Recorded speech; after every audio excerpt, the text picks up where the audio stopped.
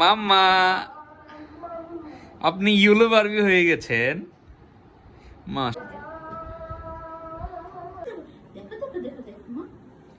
মাম্মা ইনুবুরি।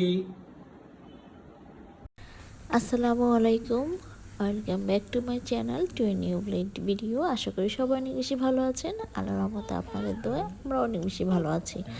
আজ হঠাৎ করে অফিস বন্ধ, তাই ভাবলাম যে আজ এই ভিডিওটা আসলে অনেক পুরাতন। এটা হচ্ছে দশমীর দিন যে বন্ধটা ছিল আমাদের, মানে দুর্গা পূজার সেই দিনের বন্ধ। তখন আমরা চিন্তা করলাম, আমি আর আমার ছোটো ভাই, যে এই বন্ধের দিনে আমরা সবাই মিলে যে কোথাও ঘুরতে যাই। তখন ভাবলাম যে নানুর সাথে দেখা করে আসি। তো যেই ভাবা সেই কাজ, নানুর সাথে দেখা করার জন্য আমরা সবাই মিলে বের হয়ে পড়লাম।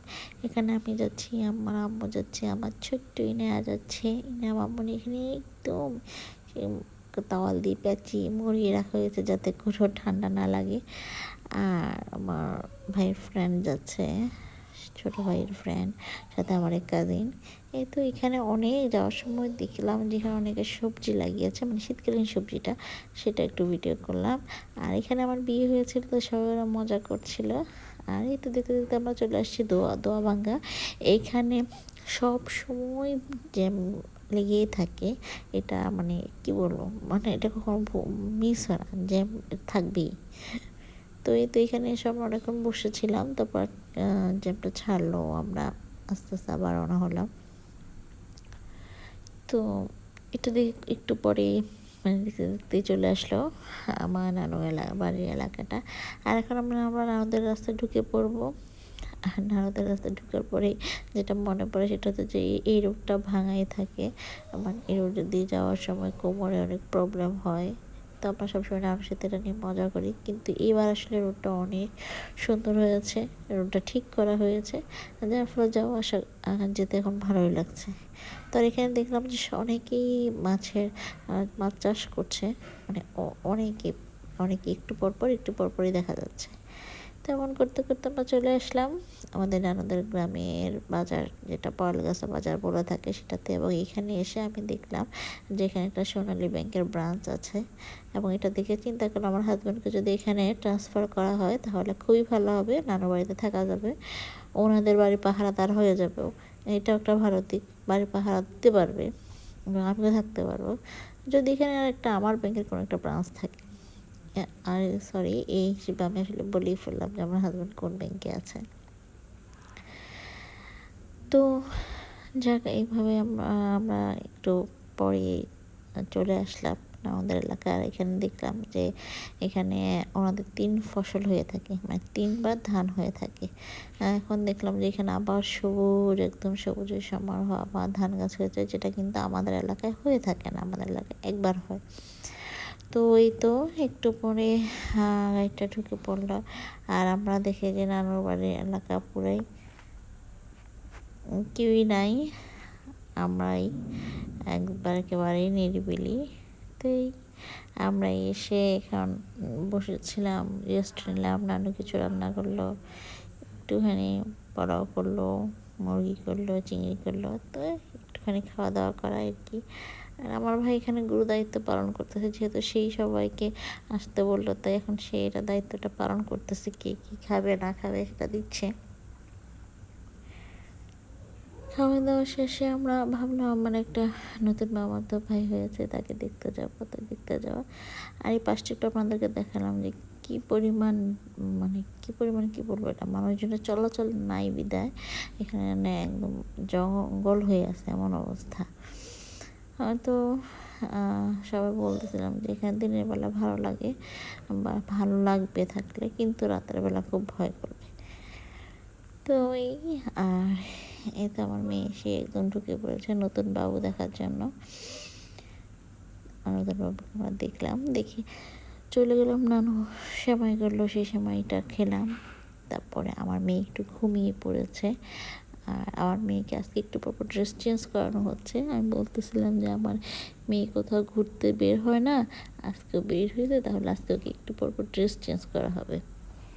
তো এই তো একটু ঘুমিয়ে পড়ছে, যার জন্য আমরা ওকে উঠাচ্ছি না, একটু ওয়েট করছে যে ওর ঘুমটা হলে আমরা উঠবো।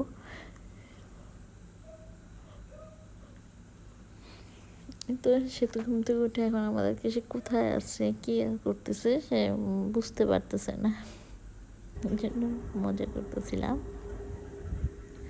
আর আমি আমার নিজেকে একটু ভিডিও করে নিলাম, যে ভাবলাম আমি একটু আমার ভিডিওটা করি, এই একটু টাইম পাস করে এই আর কি।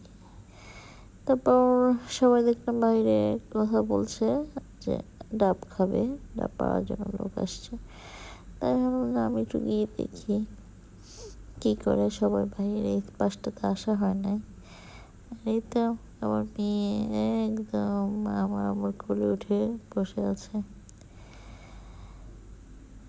সে আমাকে বারবার দেখছে, কারণ সে তার চশমা পছন্দ, যে চশমা পরবে তাকে সে এটা নেওয়ার চেষ্টা করবে।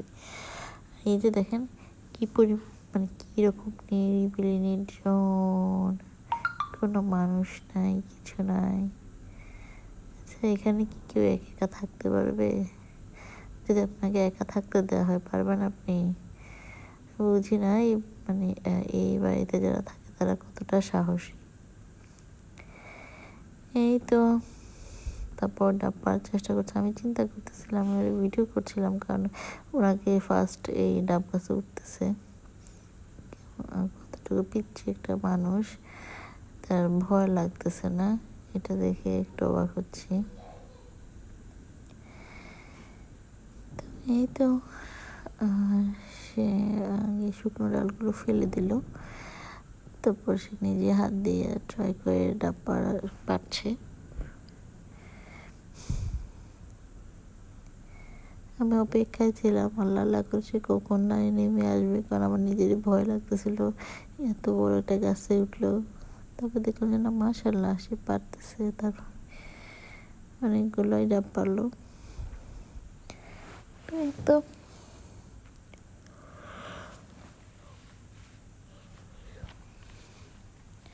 তারপর ডাব খাওয়া শেষে এবার আমার মেয়ের ড্রেস আবার চেঞ্জ করে দেওয়া হলো, কারণ আমরা এখন চলে যাব।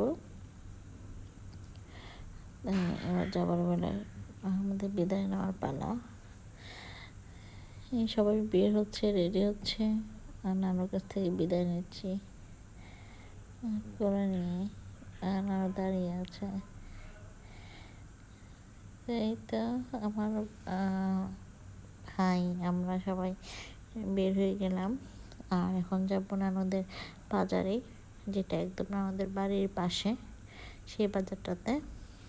তো বাজারটা থেকে আমরা কিছু সবজি কিনবো, কারণ হচ্ছে আম্মা বললো যে সবজি লাগবে, যেহেতু এখানে ফ্রেশ সবজি পাওয়া যায়। আমার ভাই এসে দেখছিল, তো সে বললো যে এখান থেকে নিয়ে নেই একবারে আমরা, তো তার জন্য আসলে আর বাজারটা এখনও তেমন বড় হয় নাই। আমি যখন ছোটোবেলায় থাকতাম বা দেখেছিলাম ঠিক তেমনই, মানে কিছুটা বড় হয়েছে এরকম না। তো এই তো এইটুকুনি ছিল আমার ভিডিও, আশা করি সবার অনেক বেশি ভালো লাগবে। যদি ভালো লেগে থাকে তাহলে একটা লাইক আর ভিডিওটা একটু শেয়ার করবেন। ভালো থাকবেন, আল্লাহ হাফেজ।